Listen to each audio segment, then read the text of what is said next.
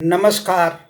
हमारे मंच में आपका स्वागत है। आज आपके सामने प्रस्तुत है देश के सबसे ताज़ा खबर कि 4 राज्यों सहित एक केंद्र शासित प्रदेश में आज निर्वाचन आयोग ने किया विधानसभा चुनावों का शंखनाद। अब आज शाम को 4:30 बजे भारत के निर्वाचन आयुक्त ने निर्वाचन सदन में 4 राज्यों का और एक केंद्र शासित प्रदेश, 4 राज्य हैं पश्चिम बंगाल, असम, केरल, तमिलनाडु और केंद्र शासित प्रदेश हैं पुडुचेरी। इनमें ऐलान कर दिया है। इस ऐलान की तरह चुनाव आयोग ने 27 मार्च से मतदान का शुभारंभ होगा और 2 मई को इन 4 राज्यों और एक केंद्र शासित प्रदेश की विधानसभाओं के चुनाव परिणाम आएंगे। 2 मई को आएंगे। तो 2 मई को चुनाव परिणाम आएंगे और चुनाव आयोग ने जो घोषणा की उसके तहत कि पश्चिम बंगाल में 27 मार्च से 8 चरणों में मतदान होगा, सबसे ज़्यादा, और चुनाव निष्पक्ष कराने के लिए चुनाव आयोग ने केंद्रीय सुरक्षा बलों को भी नियुक्त किया है, केंद्रीय पर्यवेक्षकों के साथ। और इसके साथ यह भी एक सुविधा दी है कोरोना काल को देखते हुए और सुरक्षा की दृष्टि देखते हुए कि प्रत्याशी अपने 5 समर्थकों सहित घर घर मतदान करने अपने प्रचार में जाएगा, ज़्यादा भीड़ नहीं करेगा। और केरल, पुडुचेरी और तमिलनाडु में 6 अप्रैल को एक ही चरण में मतदान होगा और असम में 27 मार्च, 1 अप्रैल और 6 अप्रैल को 3 चरणों में मतदान होगा। और ये मतदान के लिए भारत के मुख्य चुनाव आयुक्त सुनील अरोड़ा ने आज 26 फरवरी को 4:30 बजे निर्वाचन आयोग में एक महत्वपूर्ण संवाददाता सम्मेलन करके 4 राज्यों असम, बंगाल, तमिलनाडु, केरल और एक केंद्र शासित प्रदेश पुडुचेरी की विधानसभाओं का चुनाव का ऐलान किया। इन सभी राज्यों के चुनाव परिणाम 2 मई को घोषित किए जाएंगे और मुख्य चुनाव आयुक्त के साथ अन्य चुनाव आयुक्त भी थे। असम, जो बंगाल में सबसे ज़्यादा, उसमें 8 चरणों में मतदान हुआ क्योंकि बहुत संवेदनशील है। 8 चरणों में असम में 27 मार्च, 1 अप्रैल, 6 अप्रैल, 3 को होगा, जबकि बंगाल में सबसे ज़्यादा 8 चरणों में 27 मार्च से लेकर पहले चरण में होगा, 1 अप्रैल को दूसरा, 6 अप्रैल और 10 अप्रैल, 17 अप्रैल, 22 अप्रैल, 26 अप्रैल और 29 अप्रैल को मतदान होंगे। चुनाव परिणाम 2 मई को आए। अब इनमें ये तो एक खबर हो गई, कैसा चुनाव होता वो हर बार हो, पर हमने जो पूर्वानुमान न लगाए। इस समय जो चुनाव के एक नज़रिया है और वहाँ पे स्थिति है, तो हमारा सबसे पहले ध्यान जा रहा है पश्चिम बंगाल में। पूरे देश का नहीं, विश्व के अधिकांश राजनीतिक जागरूक लोगों का ध्यान पश्चिम बंगाल में है कि पश्चिम बंगाल में भारतीय जनता पार्टी हर हाल में सत्तासीन होने के लिए अपना पूरा दमखम झोंक सकी। और भारतीय जनता पार्टी के रणनीतिकार जिनके दम पर भारत में सत्तासीन हुए, केंद्र में कांग्रेस को उखाड़कर, अन्य विपक्षी दलों को अन्य राज्यों से उखाड़कर सत्तासीन होने के लिए जो काम के मुख्य रणनीतिकार हैं प्रधानमंत्री नरेंद्र मोदी और उनके मंत्रिमंडल के मुख्य सहयोगी गृह मंत्री अमित शाह की जुगलबंदी से आज पूरे भारत में जिस प्रकार से भाजपामयी शासन हो गया है, देश की प्रमुख पदों पर भारतीय जनता पार्टी के लोग आसीन हो चुके हैं, उससे ये लगता है जिस प्रकार से मेहनत वो कर रहे हैं और जिस प्रकार से पश्चिम बंगाल में सत्तारूढ़ तृणमूल कांग्रेस ममता बनर्जी के नेतृत्व में जो तुष्टिकरण के लिए कुख्यात हो चुकी है, जो पश्चिम बंगाल दुर्गा पूजा के लिए विख्यात था, जो पश्चिम बंगाल भारतीय संस्कृति के लिए विख्यात था, वहां पर दुर्गा पूजा के लिए भी उच्च न्यायालय को हस्तक्षेप करना, इतना तुष्टिकरण, वहां इमामों को मानदेय भत्ता दिया जा रहा और जबकि अन्य को नहीं। तो इस प्रकार का जो तुष्टिकरण, जिस प्रकार से बांग्लादेश के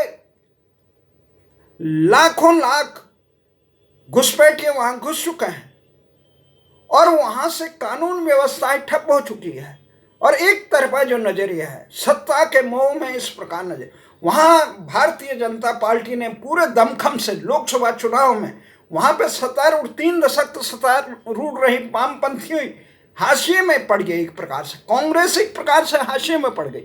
अब वहां पे मुख्य मुकाबला तृणमूल कांग्रेस और भारतीय जनता पार्टी हुआ है, जबकि भारतीय जनता पार्टी की ये स्थिति है, तृणमूल के बड़े बड़े नेता जो नंबर 2 समझे जाते थे, जो काफी दमखम रखते थे अपने क्षेत्रों में, जिन्होंने तृणमूल कांग्रेस को स्थापित करने में महत्वपूर्ण, वो तमाम भारतीय जनता पार्टी के साथ चलेगी। तो इससे साबित होता है, क्योंकि चुनावी आंकलन को सत्तासीन लोग राजनेताओं से अधिक कोई नहीं जानता और जो सत्तारूढ़ हो उनसे अधिक बेहतर ये कोई नहीं जानता, और जो भगदड़ मची हुई है तृणमूल कांग्रेस, उससे साफ लगता है कि जमीन में ये हवा बह रही है कि आम मतदाताओं ने मन बना लिया है किसी प्रकार ममता बनर्जी को सत्ता से बेदखल करके भारतीय जनता पार्टी, क्योंकि जिस प्रकार से वहां किसानों से लेकर केंद्र की तमाम योजनाओं का लाभ बंगाल के आम नागरिकों को नहीं मिला, ममता बनर्जी दलीय दुराग्रह, जबकि ममता बनर्जी अपने आप में संघर्षशील महिला रही, पर लेकिन जिस प्रकार से उनके भतीजे के मोह में उन पर आरोप लग रहे हैं और बहुत सादगी और संघर्षशील महिला भी आज परिवार के मोह में या सत्ता संघर्ष के कारण हाशिए में जाने के लिए ललक है। भले ही ममता बनर्जी पूरे दमखम से, और जिस प्रकार से वहाँ हिंसक चुनाव हो रहा है, तो वो बहुत राष्ट्र की लोकतंत्र के लिए ठीक नहीं है। अब हम आपको ले चलते हैं असम में।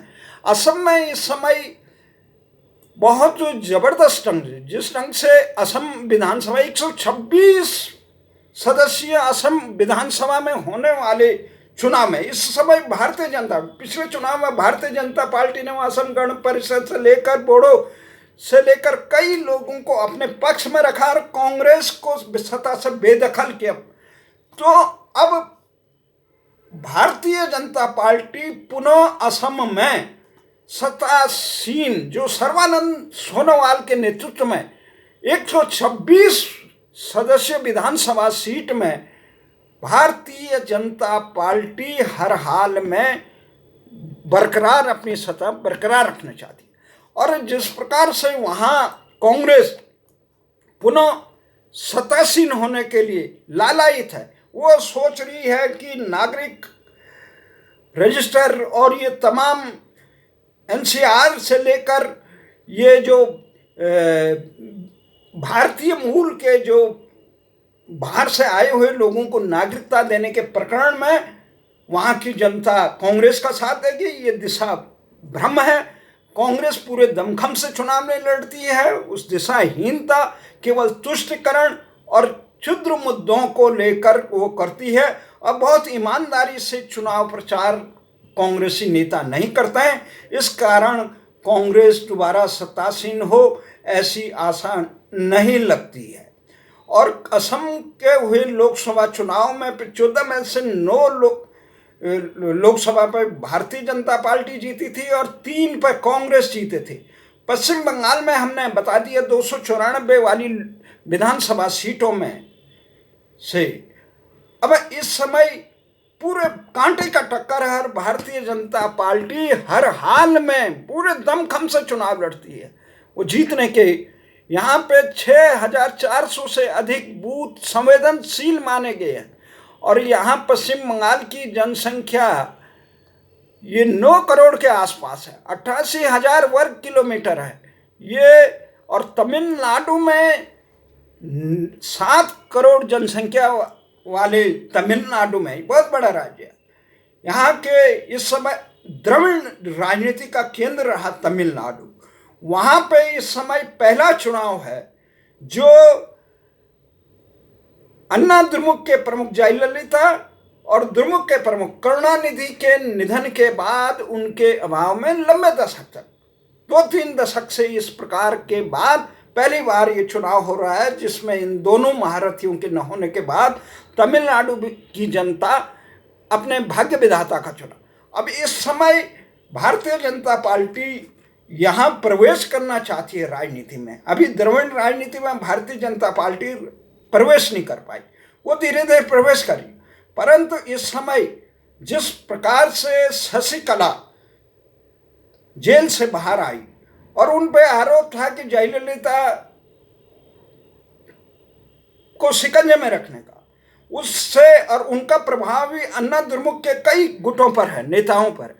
और वो सत्ता से बाहर आने के बाद, जेल से बाहर आने के बाद जिस प्रकार से उनका स्वागत हुआ, उससे लगता है कि चुनावी समीकरणों में कुछ हद तक प्रभावित कर पाएगी नहीं कर पाएगी, ये चुनाव परिणाम बताएंगे।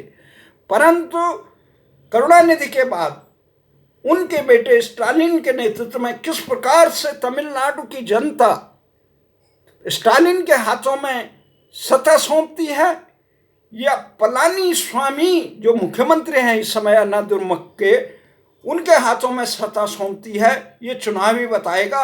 कांग्रेस वहाँ भी हाशिए में है।